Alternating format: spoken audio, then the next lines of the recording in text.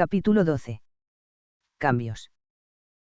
Por la mañana y como todos los días, Lilian bajó las escaleras que conducían a la sala principal. Pero esta vez era diferente, puesto que vestía ropa de viaje, además de portar su maleta. Se acercó al dueño, siempre pendiente y atento a quien entraba o salía del hotel. Le puso unos billetes sobre el mostrador y le habló, sin titubeos, con la misma frialdad que recibiera durante su estancia. Quiero recuperar mis pertenencias. El espejo de plata, mi cajita de música y el abanico de ébano. También el prendedor dorado que su mujer me arrancó del cabello el otro día sin previo aviso. Y no se preocupe. Hoy mi cuarto queda libre. El hombre oteó con suspicacia a la altiva joven, comprobó la cuantía del dinero sobre el mostrador y acabó por dar media vuelta para ir en busca de lo que ella le pedía. Una vez recuperado y tras guardar todo junto al resto del equipaje, Lilian salió de aquel local de recuerdos agridulces que nunca más volvería a pisar. Se encaminó hacia la parada de diligencias que todos los días pasaban por Adamsville. Con la intención de tomar una en especial, la que iba en dirección al este. No para recluirse ella misma en un hospicio benéfico, sino para llegar aún más lejos, a la costa del Atlántico. Una vez allí, embarcaría rumbo a Europa, el continente de sus antepasados. Más concretamente a Irlanda, su país de origen. Con un poco de suerte encontraría a familiares lejanos, valiéndose de su apellido. Se preguntó por qué no había hecho estos planes ya desde el principio, en vez de autoengañarse en su desesperación por huir de su tragedia. Compró un billete hasta una distante población a 3 días de viaje, desde la que tomaría el ferrocarril que iba a la costa este. Su nueva y siempre azarosa vida daba comienzo, en la confianza de que las cosas le irían mejor a partir de ahora. Al menos, esa era su pretensión. Hacia el mediodía llegó el esperado transporte. Algunos pasajeros se apearon, mientras que otros iban a proseguir camino. O a emprenderlo, tal era el caso de Lilian Rose. Una vez recolocados los equipajes sobre el techo de la diligencia y refrescados los caballos, reanudarían el viaje hasta la siguiente parada a pocas horas de trayecto. Así, hasta el remoto pueblo del ferrocarril. En el momento de rebasar las últimas casas de la periferia, Lilian se sorprendió al sentir que dejaba atrás algo importante, aunque solo fuesen recuerdos. Pero su decisión estaba tomada, era inamovible, y ni siquiera se giró para contemplar la ciudad cuando ya ésta se desvanecía en la distancia. En cambio, sí contempló con gusto el hermoso paisaje baldío que pronto iba a abandonar también. Adiós al desierto. Adiós a Della.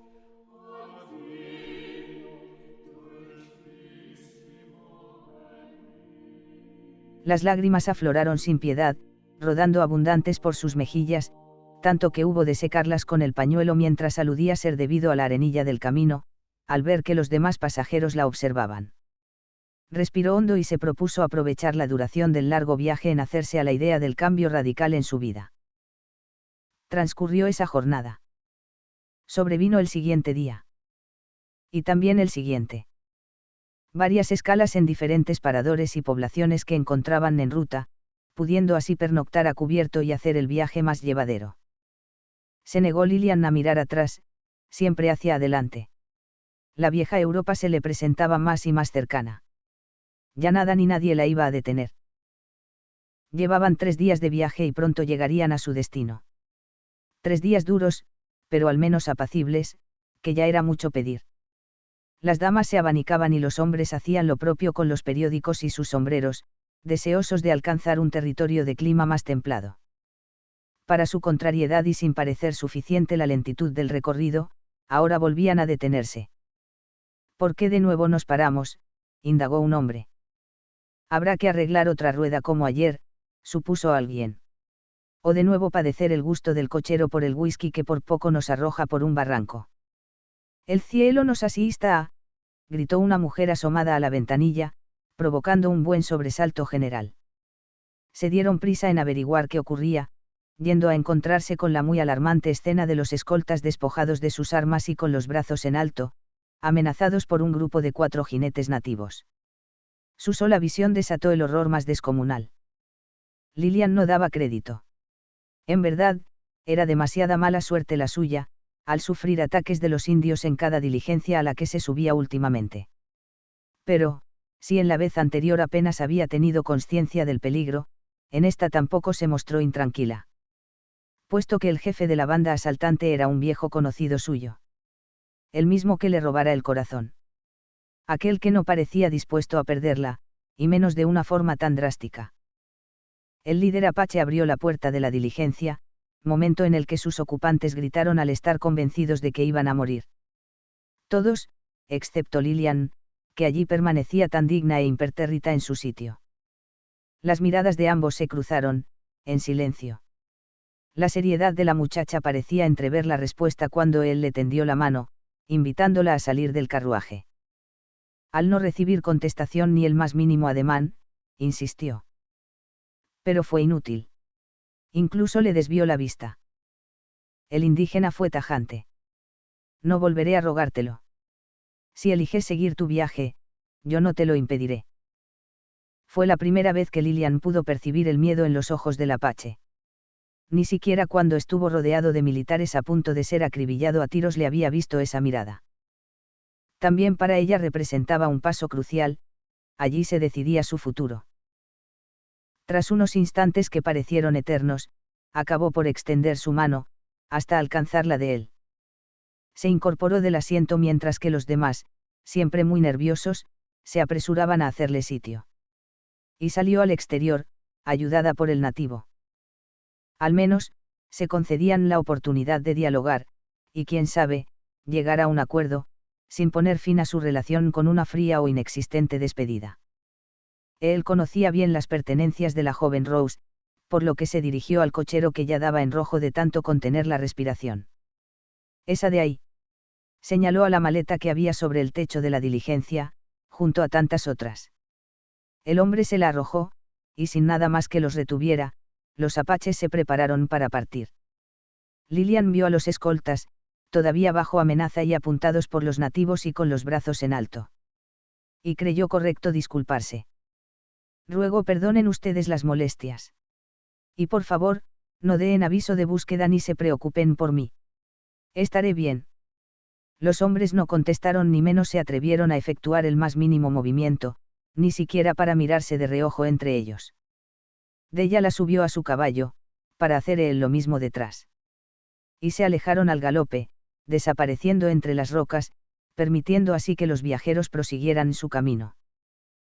Una vez distanciados de la zona del singular asalto, era momento de exigir explicaciones. ¿Qué diablos pretendías hacer, huyendo sin decirme nada? ¿Sabes cuánto nos costó llegar hasta aquí?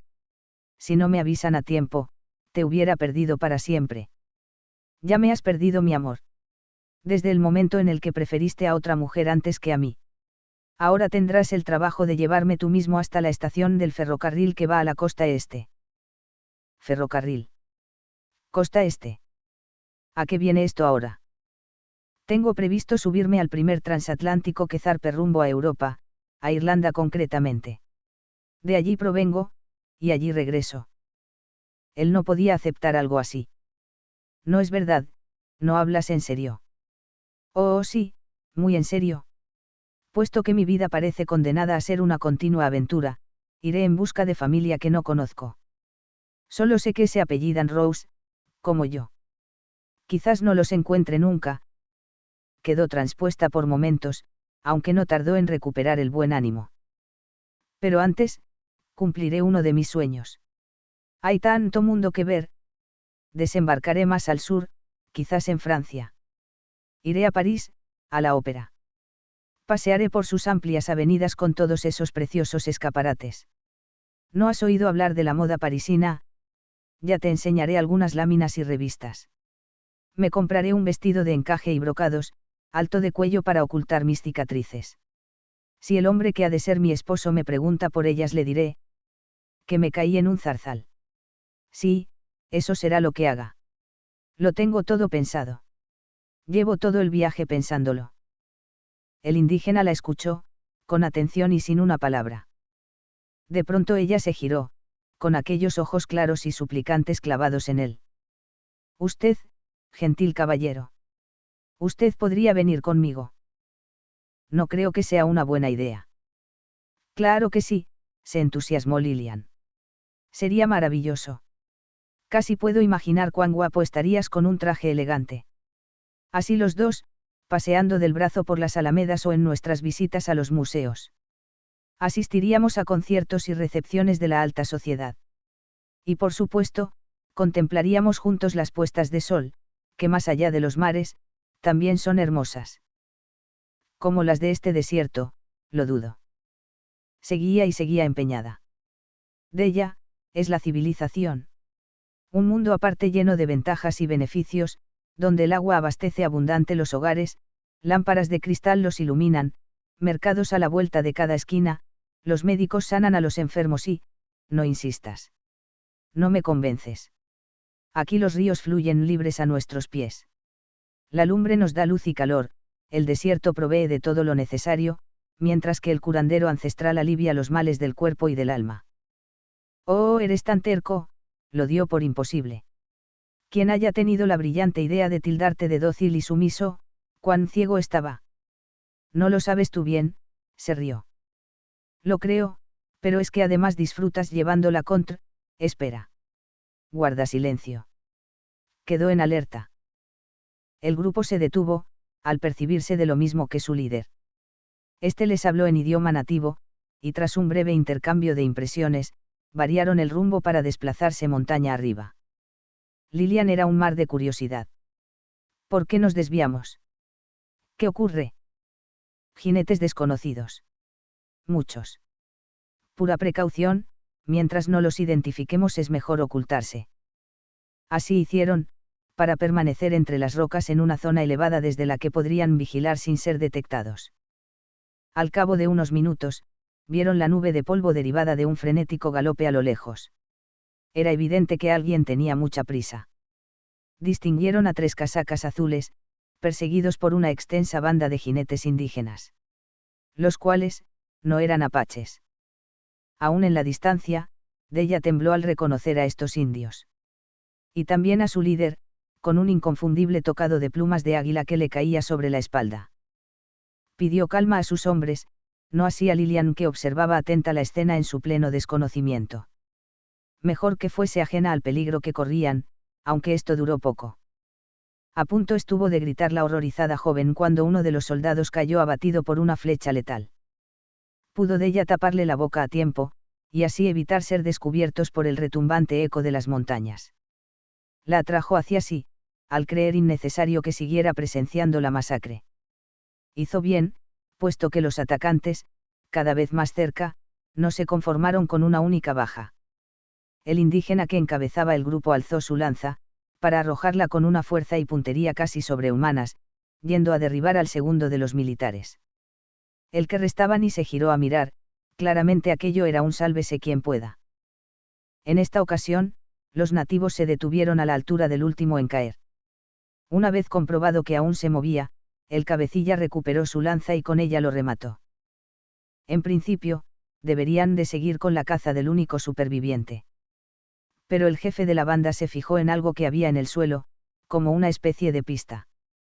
Y bajó de la montura para verificarla de cerca. En efecto, aquello eran huellas recientes de cascos de caballo. Sin herraduras, lo cual excluía a los militares.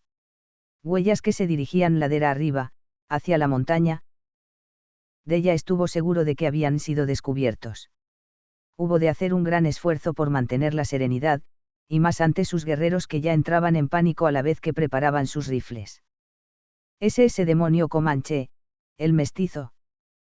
No hay escapatoria, estamos perdidos. Agachaos, ordenó su líder. No ataquéis. Advirtió también a Lilian que allí seguía con el rostro hundido en su pecho. Guarda silencio y no te muevas, por nuestras vidas. El jefe comanche, al que sus rivales apodaban el mestizo, personaje muy temido por militares, colonos e indígenas, se giró ahora hacia las montañas para allí fijar sus ojos claros, más que fríos, gélidos, al estar seguro de la presencia de los apaches. Desclavó su lanza del cuerpo de su última víctima y la alzó en alto, señalando en esa dirección. Della ya no tuvo dudas del crudísimo enfrentamiento al que iban a someterse, los comanches los triplicaban en número y poco podían hacer él y sus 3 compañeros, que allí permanecían en espera de órdenes con el temor reflejado en sus rostros. Pero el adversario volvió a girar la lanza en sentido al soldado cuyo rastro se perdía en el horizonte. Debían impedir a toda costa que huyera, y así advertir del ataque a las unidades principales de las tropas enemigas. Ya tendrían más y mejores ocasiones para encargarse de los apaches, por lo que dio orden de seguir con la persecución. Ver a unos fieros guerreros respirar aliviados y hasta dejarse resbalar al suelo fue un hecho curioso para la joven Rose, la cual se había ahorrado de presenciar lo peor. Tras asegurarse una y varias veces que perdían de vista la grave amenaza, los apaches decidieron avanzar por la misma vertiente de la montaña desde la que habría menos riesgo de encuentros indeseables. Lillian trató de detenerlos. Pero, ¿y ese hombre postrado ahí abajo? Debemos ir a ayudarlo. ¿Tú no viste lo que le han hecho? Él ya no necesita ayuda, nosotros sí. Hay que salir de aquí cuanto antes. Aún inconforme, hubo ella de acatar la decisión del grupo y proseguir camino, sin mirar atrás. Al cabo de una hora, se detuvieron a reorganizar el trayecto. Se habían desviado más de la cuenta, tanto para alcanzar la diligencia como para evitar a los indígenas hostiles. Al ver a Lillian descansando sobre las rocas, Della tomó asiento a su lado. También él necesitaba un buen respiro, estaba siendo un duro día de pruebas y sobresaltos, culminado por el casi enfrentamiento con los comanches y su despiadado líder. Aún así y una vez junto a ella, quiso tranquilizarla. Sin rastro de militares ni comanches. No creo que volvamos a encontrarlos. Me alegra saberlo. Pero hay algo que no entiendo, si bien es cierto que esos indios son terribles, vosotros no lo sois menos. ¿Por qué tanto temor y enemistad, en vez de aunar fuerzas? ¿Aunar fuerzas? Llevamos casi 2 siglos en guerra. Ah, pero hay alguien con quien no estéis en pie de guerra, se rió. Aquello no le gustó al apache. No frivolices ni hables tan a la ligera. Grandes desgracias les debe mi pueblo. Se aliaron con los mexicanos para combatirnos. Nos expulsaron de las llanuras y de muchos territorios al norte y al este. Pero de este desierto y nuestras montañas, jamás. Pues expulsadlos vosotros ahora, hizo alarde de su peculiar estrategia. Della le explicó. Su estancia es temporal, casi siempre abandonan sus tierras al sur de las grandes llanuras cuando son perseguidos por el ejército. A saber qué estragos habrán causado esta vez. Aquí negocian con los mexicanos, consiguen armas a cambio de caballos y nuestras propias vidas. Siembran el terror entre todo pueblo no aliado. Aparte de saquear a los colonos, cuyas cabezas exhiben en lo alto de las empalizadas. Ajeno al gesto de disgusto de la muchacha, quedó absorto al recordar antiguas contiendas con esta etnia. Nuestro gran jefe Tusicani los desafió y lo pagó con su vida, en una batalla en la que yo participé. Nunca podré olvidar ese día. En la lucha, los comanches dejan de ser humanos para convertirse en armas de aniquilación. Aprendí que he de evitarle ese riesgo a mi pueblo, salvo para defendernos. Solo con mirar a Lillian supo que era necesario dar por zanjado el tema si no quería perderla sin remedio. Prefirió pues centrarse en el motivo que lo llevara a arremeter contra su última diligencia. Hablemos mejor de lo nuestro. Danos a ambos una oportunidad. Puedo hacer que ames a mi pueblo tanto como yo. No quieras ir a Europa ni a ninguna otra parte donde yo no esté. Me enfrentaré a mi gente para que te quedes conmigo en el campamento. ¿Acaso no era eso lo que me pedías? Pese a sonarle bien, ella seguía teniendo muy claras sus exigencias. ¿Como tu esposa? Sí, claro. Serás mi esposa. ¿Y qué ocurre con tu prometida, la hija de ese jefe tu aliado? He pensado que, quizás, os llevaríais bien. Una sonora bofetada le cruzó la cara de forma muy merecida, según su parecer, por insolente. Necesitó el afectado de varios segundos para manifestar alguna reacción. No así los indignados guerreros quienes, perplejos, se alzaron en armas ante lo que acababan de presenciar. Ya les había costado aceptar este encargo de su jefe para ir en busca de la mujer blanca, como para encima, ver a la infame e irrespetuosa golpearlo sin ningún tipo de reparo. Raudos, extrajeron sus cuchillos para hacerle pagar tan grave afrenta contra su líder. Este alzó su mano, sin una palabra, ordenándoles que se detuvieran. y no les quedó más remedio que obedecer, aún de pésima gana. Lilian no observaba atónita a aquellos hombres mal encarados tan poco amistosos en fundar las armas y regresar a sus sitios. Pese a todo, su tranquilidad era plena al sentirse a salvo junto a ella. ¿Acaso puedo seguir discutiendo contigo sin que esos tipos me arranquen la cabellera? Intentó la joven paliar el susto. Convénceme. Bueno, solo espero que te haya quedado claro que ni por asomo pienso compartirte con otra mujer. Aquello iba de mal en peor. Pues tenemos un problema, porque tú y ella no seríais las únicas. De nuevo aquella mano presta a bofetear al desvergonzado. En esta ocasión, él la detuvo, aferrándola por la muñeca. No vuelvas a hacer eso. La advirtió muy en serio. Al menos delante de mis hombres. Miserable, se echó a llorar. Villano, si piensas casarte con otra, u otras. Olvídame. Y no vas a llevarme a ningún campamento, sino al pueblo del ferrocarril. De acuerdo. Allí te llevaré. Pero hoy mismo, sin demora. Por supuesto. Antes de la noche habrás llegado. Tampoco quiero verte nunca más. No me verás. Te odio, estalló en amargos sollozos. Te odio. No hubo palabras que pudieran responder a aquello. Ver a Lilian llorar de tal forma como si no hubiera un mañana lo hizo replantearse algunas cosas. Incluso si tanto empeño merecía la pena. Prefirió dejarla desahogarse y se reunió con sus compañeros que no habían perdido detalle del encendido altercado de la pareja. Mujeres, alegó uno. Al menos las nuestras no están tan locas. Haznos caso, deberíamos irnos y dejarla aquí. Vas a tener muchos problemas si la llevas a la tribu. Lo sé. Entonces, Della se mantuvo pensativo. Y así permaneció un buen tiempo, con el único sonido del llanto de Lilian allá a unos metros. De súbito y sin una palabra, se levantó y de nuevo fue a su encuentro. Los demás siguieron pendientes de cualquier reacción y posibilidad, de si la Blanca volvía a golpear a su jefe, de si éste en un alarde de sensatez ordenaba atarla a un cactus para terminar convertida en pasto de los buitres, o si regresaban al campamento con un valioso trofeo en forma de larga cabellera rubia que adornara el recinto del consejo. Todo dependía de una sola decisión, la de su líder. Pero este parecía empeñado en seguir permitiendo desplantes y desaires, tales como gestos bruscos y mal tono en las palabras que le dedicaban, por el simple hecho de intentar razonar con aquella mujer que estaba realmente enojada. Le daba la espalda y ni siquiera a escucharlo parecía dispuesta. El grupo contuvo ahora el aliento al verla girarse con rapidez hacia Della, al que tuvo la osadía de hacer frente. Aunque sin cruzar palabra alguna, ambos se encararon con tal seriedad que incluso pareciera que la reyerta iba a ser de lo más encarnizada. Por eso, nadie entendió el motivo por el que de pronto, la Blanca se le abrazó al cuello, no para proseguir la pelea, eso era evidente, sino para besarlo como si su vida dependiera de ello, siendo de igual forma correspondida. Los guerreros hubieron de frotarse los ojos por si aquello no fuese real. Su líder y la Yankee, enzarzados en una especie de efusiva contienda, entre abrazos y besos, tanto que los allí presentes creyeron que llegarían a mayores sin importar que ellos estuvieran delante.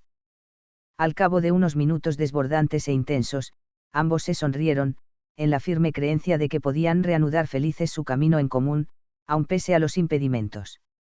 Él condujo a su amada al caballo, y allí la subió, haciendo los demás lo propio para proseguir viaje. No fue un trayecto al uso en absoluto.